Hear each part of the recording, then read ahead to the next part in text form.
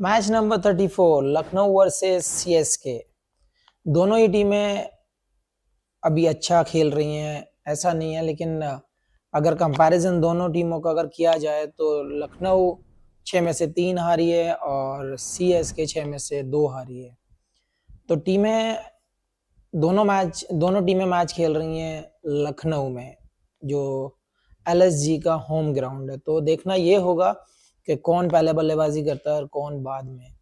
अगर लखनऊ की हम बात करते हैं तो ज़्यादा कुछ ओपनर्स से उन लोगों को मिला नहीं है, क्योंकि डीकॉक जल्दी आउट हो जा रहे हैं, खेल थोड़ा सा रुक रहे हैं, तो उनको 3 नंबर पर पार्टिकल रन नहीं बना रहे हैं। क्योंकि 6-7 अगर मैच देखे जाएं, जो 6 मैच खेले हैं उसमें पार्टिकल ने कोई खासा परफॉर्म नहीं किया है।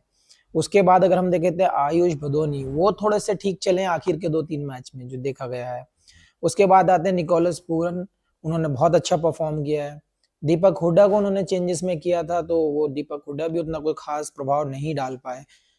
जहां पर आती है मिडिल ऑर्डर में बैटिंग की बारी, तो वहां पर दीपक हुड्डा हो या फिर आपके पार्टिकल हो, या एक्सपेक्ट करते हैं हम ऑलराउंडर्स से। ऑलराउंडर कुणाल पांड्या ने भी कोई खासा प्रभाव नहीं डाला है, और सबसे बड़ा जो प्रभाव है वो स्टोइनिस का है। स्टोइनिस भी कोई खासा प्रभाव नहीं डाल पाए हैं।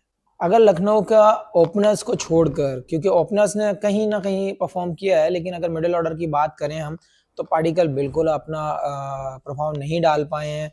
वधोनी ने ठीक ठाक किया है, लेकिन अगर दीपक हुड्डा को चेंजेस में लाए थे, उन्होंने भी कोई खासा कुछ नहीं किया है। मेन स्टोइनिस और कुणाल पांड्या का है, वहां से भी उन लोगों को रन नहीं मिले हैं। अगर देखा जाए तो मिडिल ऑर्डर में उन लोगों को स्ट्रॉन्ग करना पड़ेगा अगर चेन्नई के अगेंस्ट जीतना है तो। अगर लखनऊ की बॉलिंग की अगर हम बात करते हैं तो वो भी कोई खासा प्रभाव नहीं डाल पाए, क्योंकि मोहसिन खान ने भी 3 मैच में 5 विकेटें ली हैं, बट एवरेज बॉलिंग रही है बीच में। अगर देखते हैं नवीन उल हक और कुणाल पांड्या ने अभी तक 3 ही विकेट लिए हैं। रवि बिश्नोई भी कोई खास प्रभाव नहीं डाल पाए, 4 ही विकेट लिए हैं। अगर हम देखते हैं यश ठाकुर ने 1 मैच में पंजा भी लिया है, तो कभी कभी परफॉर्म आ रही है बॉलर्स की, रेगुलर परफॉर्म नहीं कर पा रहे हैं, रेगुलर इम्पैक्ट नहीं डाल पा रहे हैं। तो अगर हम लिस्ट को देखते हैं तो कोई खासा प्रभाव नहीं डाला है, ना होम में ना अवे में। तो ये बहुत ज़रूरी पार्ट है, हम पहले भी बात कर चुके हैं कि बॉलिंग का बैलेंस होना बहुत ज़रूरी है, आपके ऑलराउंडर्स का होना बहुत ज़रूरी है।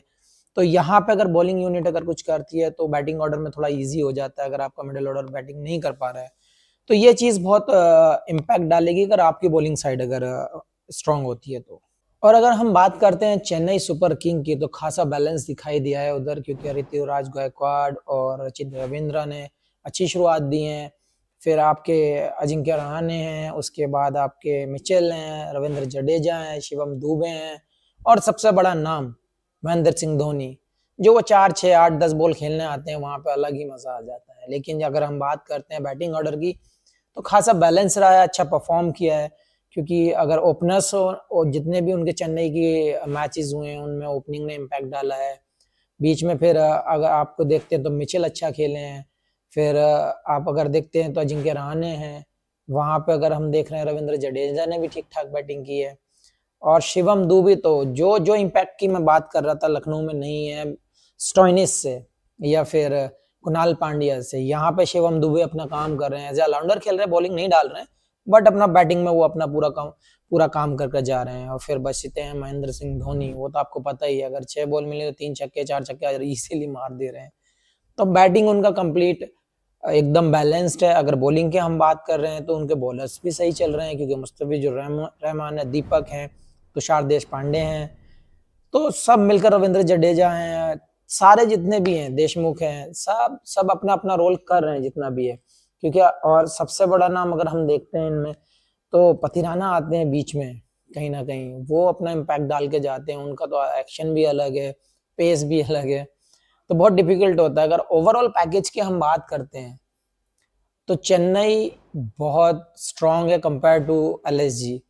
तो देखना ये होगा कल एलएसजी अपने होम में कैसा खेलती है अगेंस्ट चेन्नई। वो बहुत ज़रूरी रहेगा कि अपने होम में 2 पॉइंट लेना उन लोगों को। तो चेन्नई खासा स्ट्रांग है एलएसजी के अगेंस्ट, आपको संभल के खेलना पड़ेगा और अपने होम में 2 पॉइंट लेने पड़ेंगे अगर आपको टेबल में ऊपर आना है। तो ये बहुत इंपॉर्टेंट मैच रहने वाला है।